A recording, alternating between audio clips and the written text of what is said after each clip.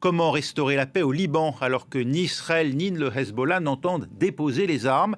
C'est une fois de plus l'enjeu d'une nouvelle session de pourparlers. Elle vient de s'engager en Italie, où l'on retrouve le correspondant de France 24, Bernard Bédarida. Comment vont se dérouler ces discussions, Bernard? Alors écoutez, c'est effectivement une nouvelle session de pourparlers entre le Liban et Israël qui a commencé ce matin à Rome, avec comme but, vous l'avez dit, les retraits successifs des forces israéliennes du sud du pays. Les entretiens qui se déroulent à l'ambassade des États-Unis à Rome ont commencé à 10h30 heure locale et devraient durer jusqu'à jeudi.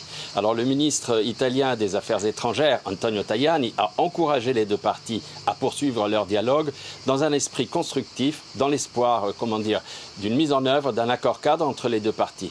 Car la situation est plutôt complexe, les deux parties ayant difficulté à se mettre d'accord. Et cet accord cadre, justement, décidé lors de leur précédente rencontre, la 6e, c'était à la mi-juin, il a été respecté?